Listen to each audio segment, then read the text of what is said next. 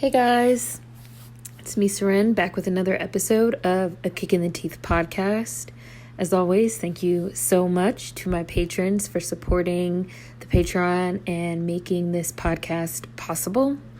It is Monday, October 4th, and something really interesting happened today. Facebook and its whole sort of network of products, I'm going to use the word products, went down. As of right now, it's still down. It's Monday afternoon, and as of right now, it's still down. Facebook is down, Instagram's down, WhatsApp is down, their Oculus stuff is down. Apparently, their internal servers are down. People like inside Facebook are not able to do work. People that use Facebook as a third-party login are not able to log in to things. Like, the whole thing is down. And there's all types of theories flying around right now. Most likely by the time you guys hear this, it will most likely be back up and there will be some explanation given as to why. Yesterday, Sunday, a whistleblower, spoke out against Facebook and the fact that basically Facebook and its CEO, Mark Zuckerberg, knows that the platform is like harmful across the board to fucking society and refuses to do anything because the company is extremely profitable, and that they basically put profit over people, and that they're willing to fucking, kill us all as long as Mark Zuckerberg can fucking watch us and sell us shit. So I have like a quote unquote work Facebook account that I hardly ever use. But I don't have a personal Facebook account. I don't use Facebook. I would be really happy if Facebook didn't come back up. But something really interesting. So some of you that have spoken to me about this in real life or even online, you guys have heard me talk about this. I've been working on an essay on this concept, the concept of internet as infrastructure and as access. And so I've been working on this for like at least the last 6 months. I've been sort of working on this essay and thinking about some of these concepts. And now that this has happened, I'm really going to try and finish it up because something that I saw that was really interesting were these conversations that a lot of people were saying, a lot of you guys that are celebrating Facebook going down, you guys don't understand or you don't realize that, there are certain places, especially in rural America, in Latin America, in South America, in Europe, globally, abroad. There are a lot of places where WhatsApp is like the primary form of communication. Like 90% of people use WhatsApp to communicate because they live in places where there's like very little internet access or very little Wi-Fi, very bad cell phone service, or for people that are like sort of too poor to have access to cell phones and things of this nature, that, people just get like a cheap old burner phone and they use WhatsApp to communicate. I have a friend that lives abroad in Berlin, and she primarily communicates through WhatsApp. I literally got a WhatsApp just to talk to her every now and then. So I've seen people saying like, oh, you guys don't understand, like you're cheering that Facebook is down and that WhatsApp is down and that Instagram is down because you guys think that the only people that, use these processes and these products, I'm going to continue to use the word products, are people that, vain, vapid, people that post on Instagram all day, and IG girls and selfies, and, people that just go on Facebook all day to argue. But you guys don't understand that, there's a whole ecosystem that's grown out of Facebook that people are now cut off from because Facebook is down. Another example that was used was somebody was like, you guys don't understand that there are, tons of small businesses, restaurants, barbershops, just like random little small shops in people's neighborhoods, that use Facebook as a way to reach out to clients and do appointments and do business, that a lot of these places like don't even have a website. Like they can't necessarily afford to host their own website, to have their own web domain. So they just have a page on Facebook. A lot, the Facebook marketplace, which is like really, really bustling, tons of traffic, the online marketplace. They're like, so Facebook going down like cuts people off. Now, what I've been thinking about for the last 6 months and what I've discussed with different people, shout out to Bertrand, if you hear this, Bertrand, because we've discussed this, my friend Bertrand, is, so I've been saying for several months now that we need to start looking at the internet as infrastructure. So what first made me start thinking about this was at one point last year, my power went out unexpectedly. And I went to go look at the website to see what was going on with the power being out. And the first thing it said on the website was, if your power is out, the quickest way to speak to someone or to get your situation resolved is to get on Twitter and to, mention them, at them, or DM. As you guys know, I don't have a Twitter. I was permanently banned from Twitter in 2018. I have a perma ban, IP ban. I can't get back on. People always be like, oh, you could get a burner account, da-da-da-da-da. But for all intents and purposes of the way that Twitter is designed to be used, I'm banned. So we're going to stay within that framework. And I remember thinking, like, how is it that my primary mode of getting in contact with my utility supplier, as per their website, is Twitter? That makes Twitter an extension of my utility provider. That makes Twitter an extension of my infrastructure that I'm supposed to have access to at any given time. They did have a phone number. I did call the phone number. I was on hold for about 3 hours.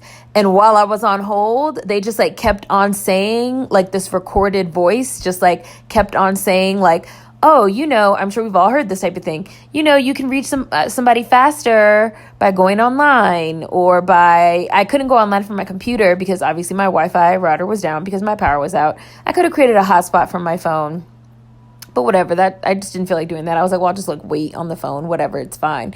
But I just kept getting a pre-recorded message of log online and talk to somebody right away. Log on to Twitter and at us, or DM somebody to get a response right away. And I was just like, well, I've been banned from Twitter, almost as a third party, or as a private platform, as a social media platform, as an entertainment platform, I've been banned. Fine. I'm fine with being banned. However, if Twitter is going to be considered an extension of our public infrastructure, if Twitter is going to be considered an extension of my utility service, and if this is going to be considered the best way for me to reach my utility service, I just started thinking about so that means the internet as infrastructure. That means the internet and these services and products need to start being considered as a part of our infrastructure, which is very funny because we have this $1 trillion infrastructure bill that can't get passed. And a lot of the pushback against this bill is that things are included in the bill that are not considered traditional infrastructure, because our traditional infrastructure has been seen as roads, bridges, tunnels, phone towers, things of that nature, and not necessarily internet, right? Oh, everybody should have internet access, so we need to build into our American infrastructure a way for everyone to have internet access. They say, well, that's not American infrastructure. That's not standard infrastructure. You're trying to put things in the bill that does not count as infrastructure. But I feel like there's really an argument to be made that internet and a lot of these products that are being advertised as strictly social media or entertainment are in fact infrastructure, and we should all have access. And seeing this Facebook huge outage, it's been about 6 hours now. I'm looking at the clock. It's been about 6 hours now that Facebook and all of its products have been down. And sort of seeing this commentary and this conversation around, well, people are now locked out of WhatsApp and they live in rural communities where this is their primary model of communication. If somebody has an emergency right now, which people have emergencies every second, every minute of every day, somebody's having an emergency right now and they can't reach someone for the emergency because WhatsApp is down, right? Or you have businesses that they get their whole livelihood through the Facebook marketplace or through their Facebook page. I was reading, and now they can't have that. I was reading something where somebody was they tried to go to a barber shop and they were told that the barbershop exclusively takes appointments through Facebook. And the person was like, well, but what if I don't have Facebook? I can't come to this barbershop? Like, I can't make an appointment. And that's when we start getting into assumption of access, which a lot of you guys have probably heard me talk about on my channel before. The assumption of access, this idea that everybody has access to certain things when everybody does not have access to certain things. And creating that access for everyone would entail, considering internet and these internet products to be a part of our infrastructure that should be accessible to everyone.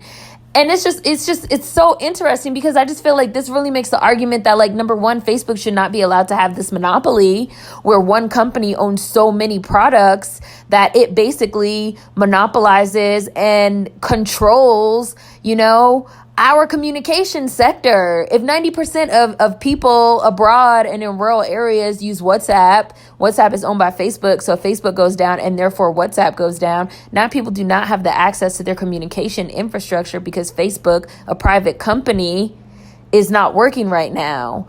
If Facebook controls all, not to say that because I know that Amazon controls the majority, but I feel like this argument could be made for Amazon too, as an internet product that controls economy, commerce, and the marketplace. You have a company that basically people run their entire businesses through. They don't have a website outside of Facebook. They don't have a way for you to, place an order or make an appointment or reserve a table or buy a lesson or, these things outside of Facebook. So they effectively control that portion of the marketplace and the economy and the commerce. And now Facebook, the parent company, has gone down. So people don't have access. And so again, it's really interesting to see people being like, well, you guys are just like, you guys don't understand like the larger issue of like what it really means when Facebook and these like large, entities go down. And it's just like, I do understand what it means. What it means is that we really need to start seriously thinking and talking about internet and internet products as a real part of our infrastructure, and the assumption of access that everybody, can just get on these platforms and use them in a certain type of way when, number one, not everybody wants to. Number two, not everybody can. Not everybody has that sort of access, and there's a resistance to the idea of this type of stuff as infrastructure, because once it's considered infrastructure, also now it has to be regulated by the government, which the owners and the CEOs themselves are extremely, extremely resistant to. They still like to pretend that these are just private companies where we, just pop shit and chat all day, Fuck Mark Zuckerberg. I really hope this fucking dude goes to jail. Like, he's definitely fucking destroying the world as we know it. And he's definitely also on his big brother is watching you shit, trying to watch what everybody's fucking doing, buying, talking about, and angling products for us to buy more and more and more, even if it's ultimately destructive to the very fucking nature and fabric of our fucking human psyches and society. So like, fuck this dude. And I really want him to go to jail because I do think that all this shit should fucking be illegal. What he's doing, the shit that the whistleblower said, and like there's been so much fucking evidence and proof. I've done tons of videos on the digital surveillance and like all the different things. I will include links, of course, in the description box on this podcast. But again, I just feel like people really need to start thinking very seriously about the concept of internet as infrastructure and the ways in which these conglomerates and monopolies are, they're controlling our communications, they're controlling our commerce, they're controlling our economy. They have become infrastructure platforms that people need in their day-to-day lives, and yet they're still able to sort of shirk regulation as well as responsibility. And then when their platform goes down, it's, now all of a sudden people don't have access, and then including the people that never had the access at all in the first place. Now people don't have access to what should essentially be considered infrastructure. So that's internet as infrastructure. I am working on an essay on this, something written, so keep your eyes out for that. Let me know what you guys think. Please leave comments. I've been thinking about this for a while, and I really felt like, this scenario that just occurred sort of proved my point of like, this needs to be considered infrastructure. Everyone needs to have access to it, and it needs to be regulated as such. So hopefully you guys enjoyed this one. Food for thought as always. Thanks again for supporting, and I'll see you guys next time. Peace.